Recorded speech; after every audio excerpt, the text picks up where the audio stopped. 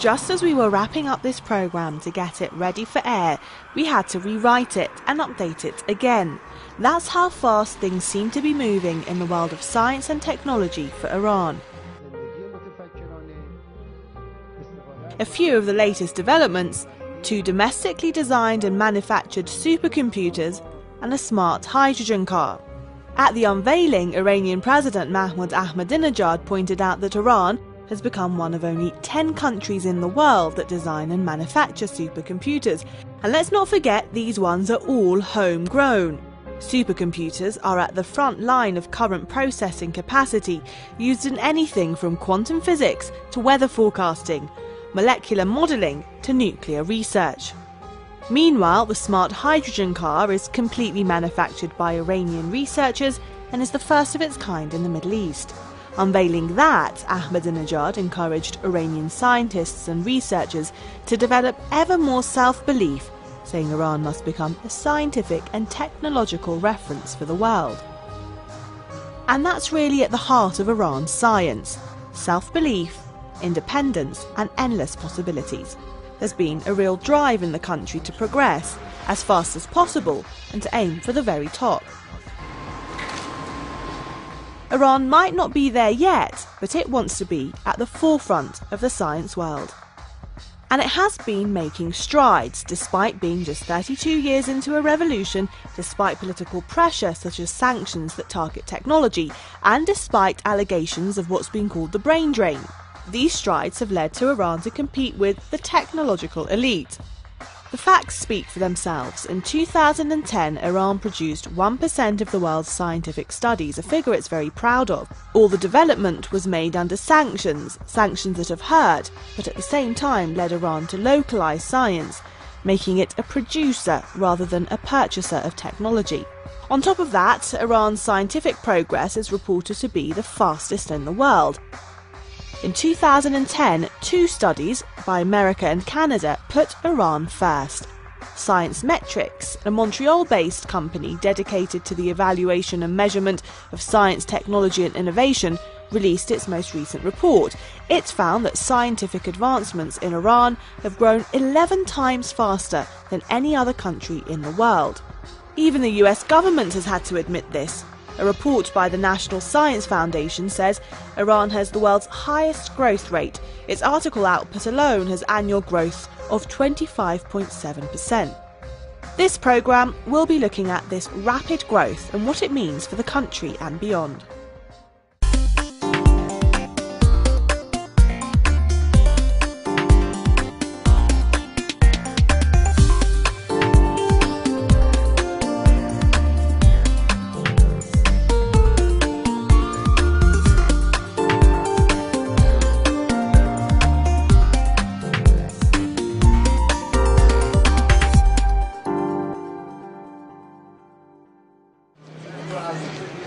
It's impossible to talk about all of Iran's scientific progress in just one show, but we can look at some of the specific areas at the forefront of its technological advancement. Laser technology, cloning, medicine, aerospace, nanotechnology and nuclear technology. Iran produces a wide range of lasers for the country's medical and industrial fields. Just 2 examples are focus laser, a source of intense radiation used to fragment kidney stones, and optic fibre laser, commonly used in medicine and industries like welding. Also, laser radiation can effectively be used for treating eye and skin problems, as well as cancer. Iran started localizing its laser technology about 3 years ago and has managed to take considerable steps in that time. To that end, in 2010, Tehran held its first Laser Science and Technology exhibition, showcasing the latest advances by Iranian scientists, totally designed and totally manufactured inside the country. At the inaugural ceremony, President Mahmoud Ahmadinejad announced that the country possessed laser uranium enrichment technology. و توی توانمندی دیگری هم داره که من اینجا اشاره میکنم، اونم تو غنی‌سازی اورانیوم هست. وقتی با لیزر میشه مخلوط‌ها رو از هم جدا کرد، میشه از هم تفکیک کرد.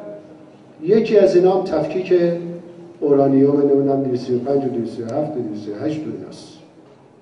یکی از کاربردش غنی‌سازی و با همت شما این الان ما داریم همینجا تو سالن با همین هم میشه غنی‌سازی کرد. Although Iran currently uses the existing system of centrifuges, Ahmadinejad said the laser technology gives Iran the capacity to carry out enrichment at a higher quality, accuracy and speed. Of course, though, the announcement proved controversial as the US and its allies accuse Iran of using such technology to build a bomb, a claim Iran denies.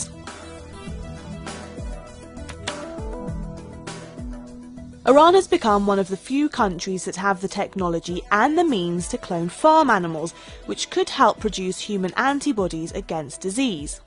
In January 2010, Iran became the first Middle Eastern country to produce transgenic animals. And in 2011, the progress continues. February saw Iran clone 2 female calves from freezing embryos in the laboratory. It was a first for the Middle East.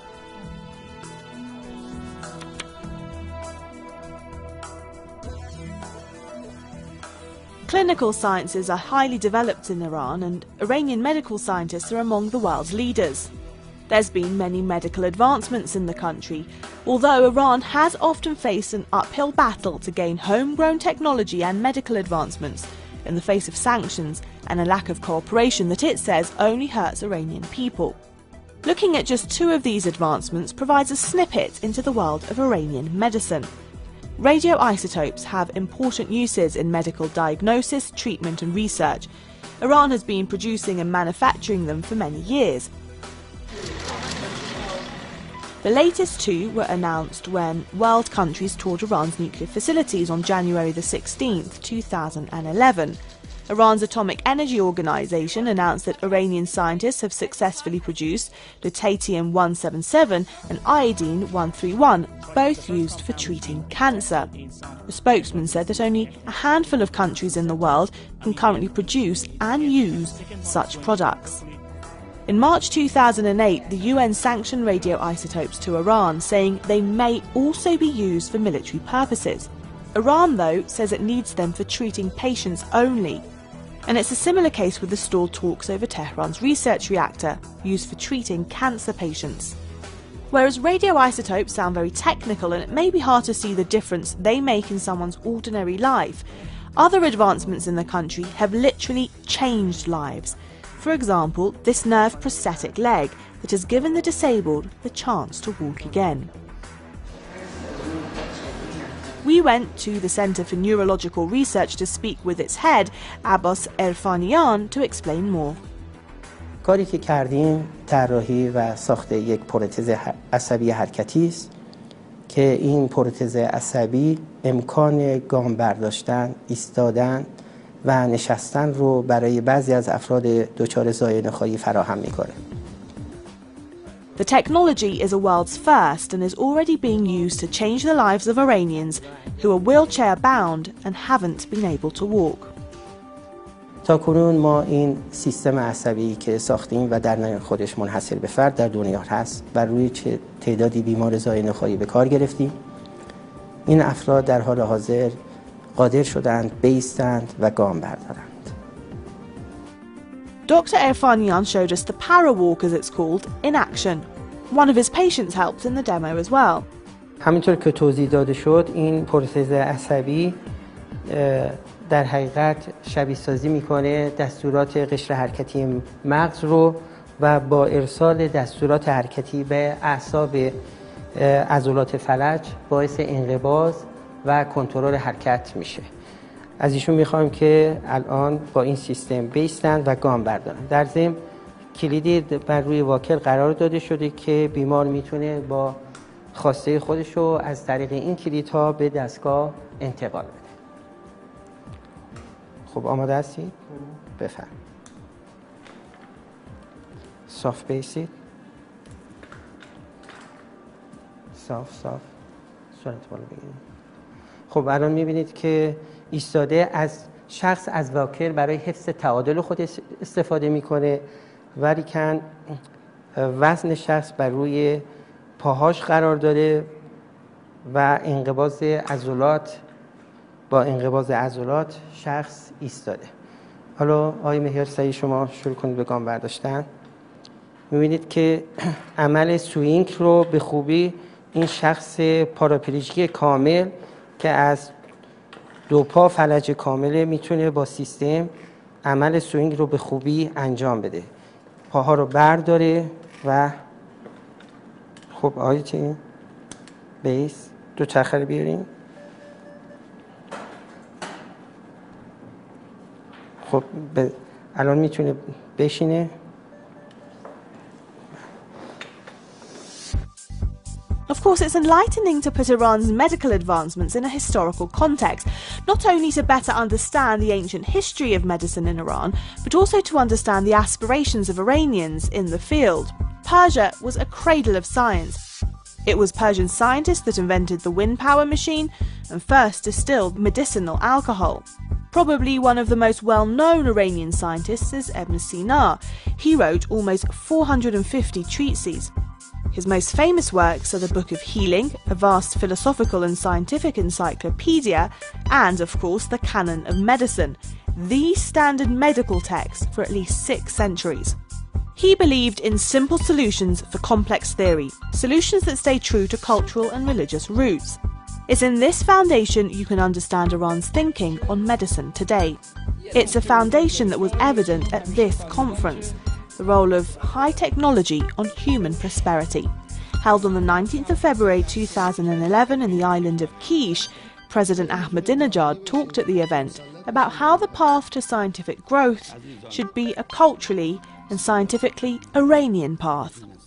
تا زمانی که دیگران قله رو تعریف می‌کنند، مسیر رو هم تعریف می‌کنند، ما شبانه روز هم کار کنیم 100 سال 200 سال همیشه عقبیم.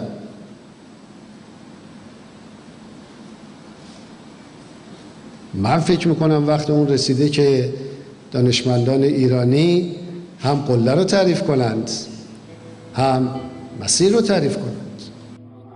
This Iranian model of progress is something being actively discussed by Iranian academics and scientists inside and outside the country.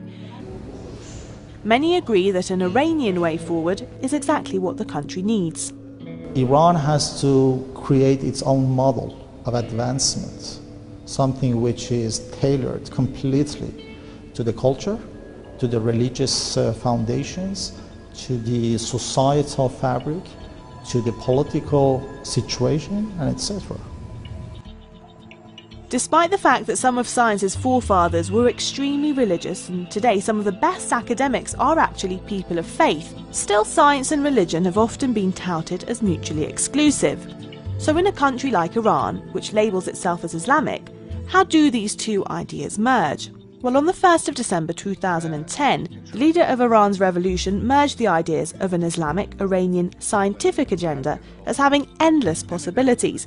He launched the Iranian Islamic model of progress.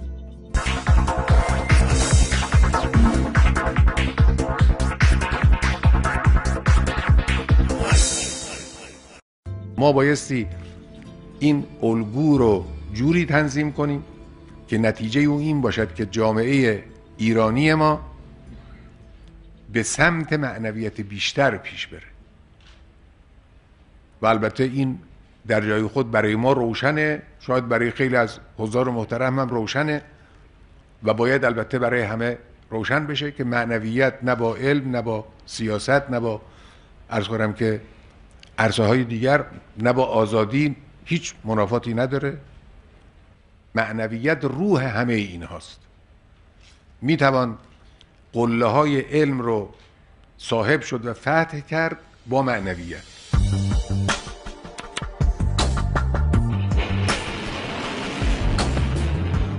Many of the announcements in the science and technological field in Iran are made in the 10 days running up to the anniversary of the Islamic Revolution, otherwise known as Dahr Fajr.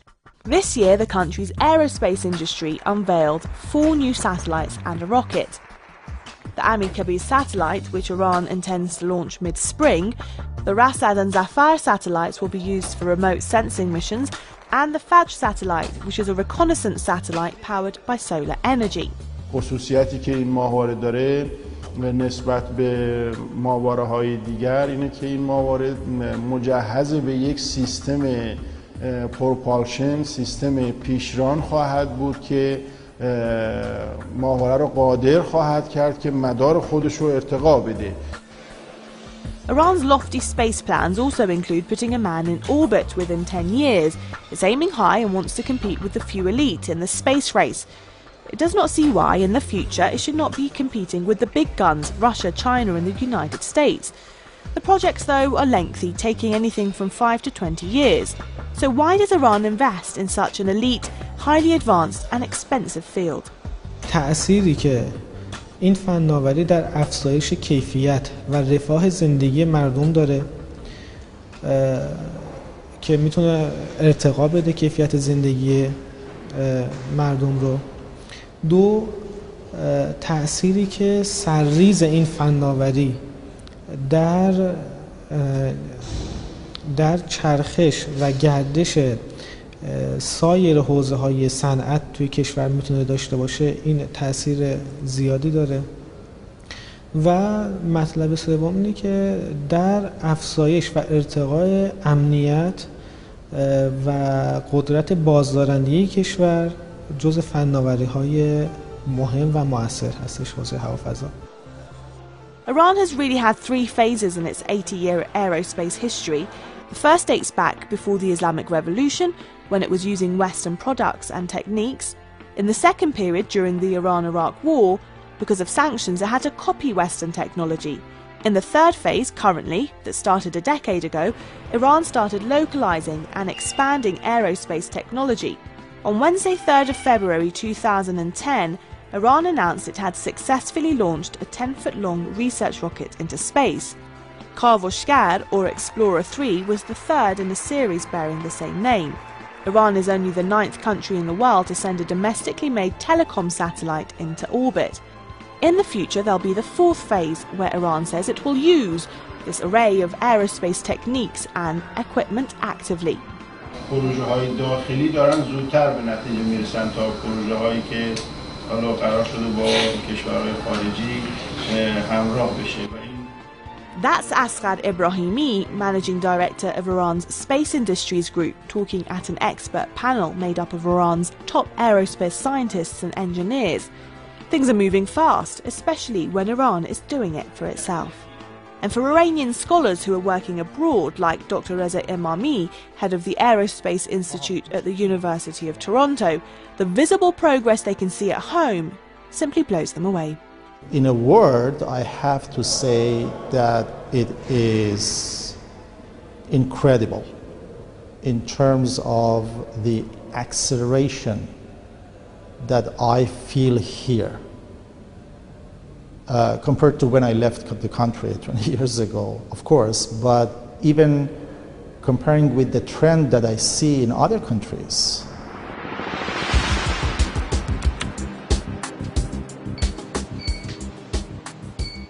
International reports show that Iran is 14th in the world's ranking in nanotechnology. That in itself may sound impressive. What's more important is the speed of progress. The country is up 10 places in just 2 years. Nanotechnology is the science and technology of building electronic devices from single atoms and molecules. Iran has several nanotechnology patents. One of the latest is to do with one of the biggest problems in Iran's big cities: air pollution. نتیجه 6 سال کار و در واقع بر اساس فناوری نانو و ساختارهای نانو لوله‌های کربنی موفق شدیم فیلتری رو ابداع کنیم که میتواند کل آلاینده‌های هیدروکربنی رو جذب سطحی و جذب شیمیایی و تجزیه کنه و اونها رو بازیافت کنه و به اکسیژن و کربن اکتیو تبدیل کنه. یعنی در واقع ضمن کنترل و کاهش آلودگی هوا دو عامل مفید به نام اکسیژن و کربن اکتیو هم از آلاینده ها ساخته میشه که کربن اکتیو ماده اولیه در زمینه صنایع رنگسازی، تونر پرینتر و صنایع لاستیک سازی هستش. Not only is the technology all homegrown, but in many cases so is the equipment used to make it. Faced with obstacles and sanctions, Iranian nanotechnology experts have often made everything they need from scratch, all Iranian. سعی می‌کردیم که خودمون در واقع خودکفا باشیم در این خصوص. خب به حال ما به ابزار و ماشین آلاتی برای ساخت غشاهای نانویمون احتیاج داشتیم که بخشی از این ماشین‌آلات در واقع در خارج از کشور در واقع اینها تولید میشد و ما این زمینه ساز شد که تحریم‌ها نه تنها نتونست در واقع جلوگیری از کار علمی ما کنه، حتی ما تونست در خصوص خود ماشین‌آلات و دستگاه‌هایی که برای ساخت نانوتیوب هامون نیاز داشتیم نوآوری‌هایی رو هم خودمون داشته باشیم.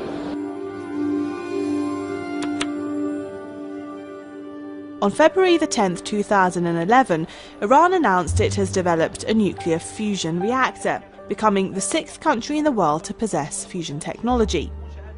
The US, Japan, South Korea, Australia and France are the only other countries which boast the capability. April 8th is celebrated as National Nuclear Technology Day in the country after President Ahmadinejad in 2006 broke the news that the first batch of low-enriched uranium had been produced at the Natanz nuclear facility.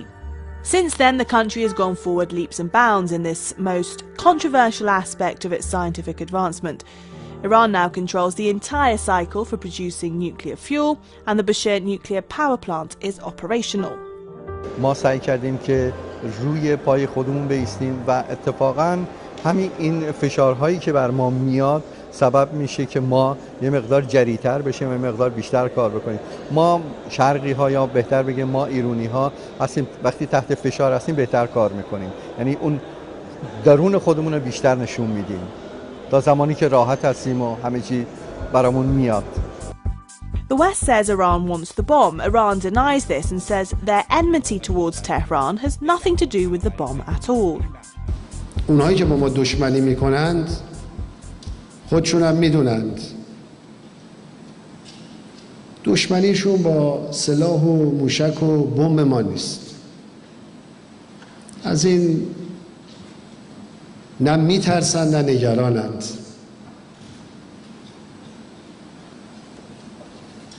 چطور میشه یک دولتی که خودش اقرار میکنه 5000 و چند صد بمب اتم نسل 5 و 4 داره، از یه بمب احتمالی که قراره چند سال دیگه در ایران ساخته بشه اونم نسل اول، اینجوری که اونا ادعا میکنن که ادعای دروغی است، چطور میشه بترسه؟ من از این نمیترسم. Of course, it's not just these 6 fields. Iranian technological advancements span everything from the high-tech medical aspects you've been hearing of to even computer games.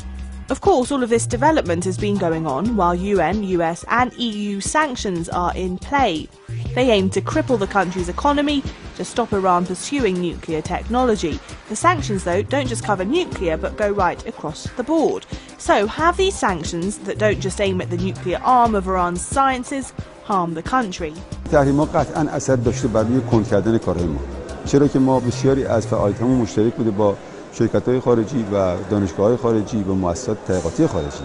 طبیعتاً وقتی تحریم انجام گرفته اونها دیگه نمی‌توانستن مثل گذشته با ما همکاری بکنن و محدودیتایی که از طرف دولت‌هاشون بهشون ابلاغ می‌شده اثر می‌ذاشته روی همکاری‌هاشون و این باعث می‌شد که ما کارهایی که با قرارداد قبلی شروع کرده بودیم با کندی مواجه بشه یا متوقف بشه. این اثر منفی بوده که داشته نمیشه کتمان کرد. همیشه ما رو از این لولوی تحریم‌ها ترسوندن و طی این سالها برای ما می‌بینید که در فرایند پیشرفت ما اثری نداشته، بلکه ما رو به این باور و به این اعتقاد رسونده که برای اینکه تحریم‌ها مؤثر واقع نشه ما باید رو پا خودمون بایستیم، نیازهامون رو خودمون تأمین بکنیم و این شاید یک در واقع عاملی بوده برای سرعت گرفتن ما در رفع نیازهامون. Although there are differing views on the extent that sanctions have slowed the country down, the conclusion is always the same. Everyone, including Mir Salim and Sultan Shah, agree that sanctions have in the end been an opportunity for the country, paving the way for an independent, self-sufficient scientific community and industry, however long it takes. To think that sanctions can stop Iranians, one scientist says, is to not understand the Iranian psyche. Those who kind of devise these techniques or mechanisms to push back Iranians perhaps don't realize the Iranian culture, which is mostly formed under the pressure and under the influence of some people who actually attempted to either destroy or to fight with such culture. So this culture is quite a resilient one, and therefore it has turned into this sort of pressures and this sort of obstacles have turned into a very strong incentive for Iranians to push things through. And this is not just about the technology or technological advances, but in all other aspects of the society. Iran's scientific advancement has sometimes been a long marathon and sometimes a fast sprint. It's often been a hurdle race because of the obstacles put in its way, like economic sanctions and political pressure. But that has only fomented Iran's thinking that scientific independence is the only way forward, one that will lead to national pride, regional progress and ability, not only help its own people, but people outside of the country as well.